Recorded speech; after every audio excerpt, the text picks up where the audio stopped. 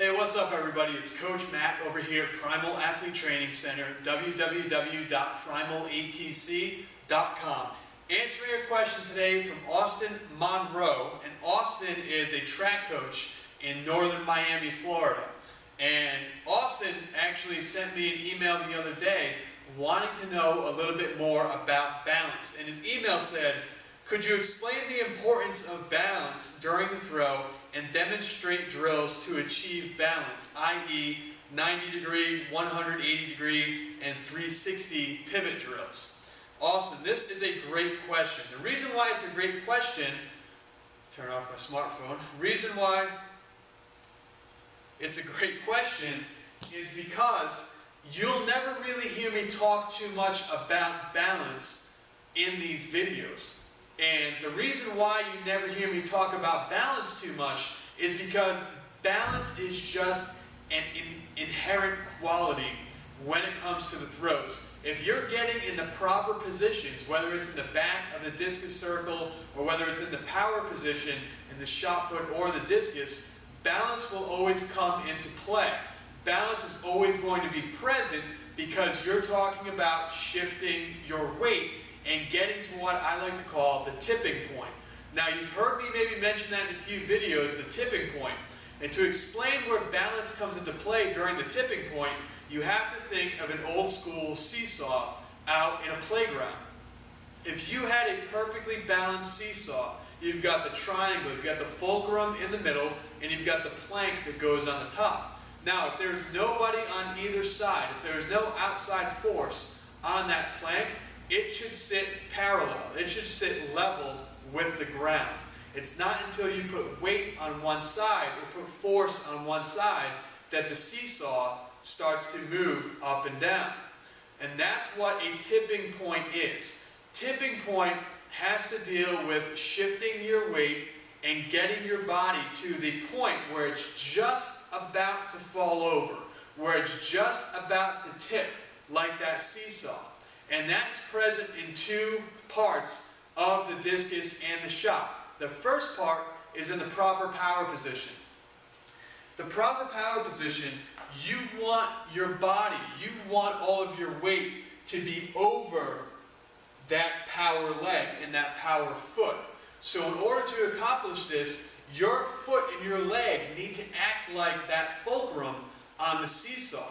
You want all of your weight, as much weight as possible, on this power leg.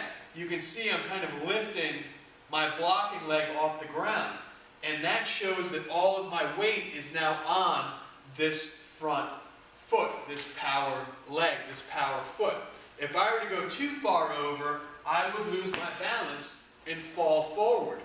So that's where balance comes into play, is that tipping point. And that's going to be the same whether it's discus or whether it's shot put.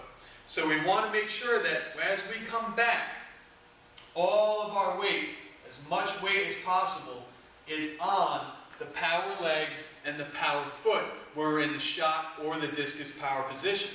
Now, a great drill to test balance is put on your throwing shoes. Most throwing shoes are going to have a little bit of a curved bottom, a little bit of a rounded bottom to it. And if that's the case, the best drill to do this is just a little quarter squat in the power position. So what you want to do is pick up the back leg and hold yourself and just do a little squat up and down. Make sure all the weight is back. Little squat up and down. So don't go crazy. Little squat up and down. Now see, I just lost my balance. Eventually that's what will happen. You want to work on getting your weight back as far as possible, that you're just about to tip over, that you're just about to lose balance. Now, the other part where balance comes into play is in the back of the discus circle. And this goes along with the video we did the other day. In the back of the discus circle, when you get low, left, and long, which we talked about the other day, you're set up properly and you're going to get low to the ground over that left side because I'm a right-handed thrower, and you want the right leg to be long. Well, as you're getting over that left side, again, you are putting all of your weight over that left side. Putting all your weight over that left side, shifting your weight, is going to allow you to properly pivot on that foot. if all your weight was over here, you can't pivot on this foot. You have to shift weight. You have to push and shift weight onto that foot to allow you to get that right leg long before you drive down the diameter of that circle. So that's the other really important tipping point where your balance comes into play. We're going to get low, we're going to get left, so all the weight on the left side, and then we're going to get long. And that is the other really important tipping point where balance comes into play. Now, as Coach Austin said in his email, the best drill for this is a 90, 180, 360 drill. You can even throw in the 270 if you want. And that looks like this. You want to get low to the ground. And again, remember, low, left, and long with that right leg. You're going to go 90 degrees and pivot back. You're going to go 180 and pivot back. So you have to stay on this right leg. You're going to go 270 and then pivot back. That's a tough one. And then you're going to go the full 360. Over the left side, you're going to go 360 and plank.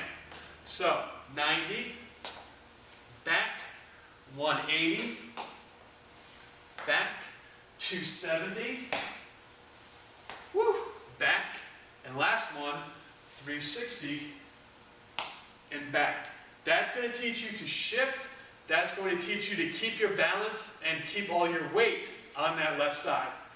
Great question from a coach. Now, Austin also mentioned that his athletes are going to be starting the ultimate off-season training program for throwers. He's going to be implementing that with his entire team, getting back to me with some great feedback. We've already gotten a lot of feedback from throwers and from coaches who have already purchased the ultimate off-season training program for throwers. I'm going to put a link for you right down below. If you are still in need of off-season lifting and training, if you want to be in your best shape and in your best form for when it counts at the end of the season, you need to pick up this book. It's 37 bucks. It's a full 39-day, 13-week training, 3 days a week. If you follow this, like my athletes do here at Primal, you will see phenomenal increases in strength, explosion, and you'll be in better general physical shape for your season. We hope you guys check it out and keep sending in those questions so I can get them answered for you here on the blog. Thanks.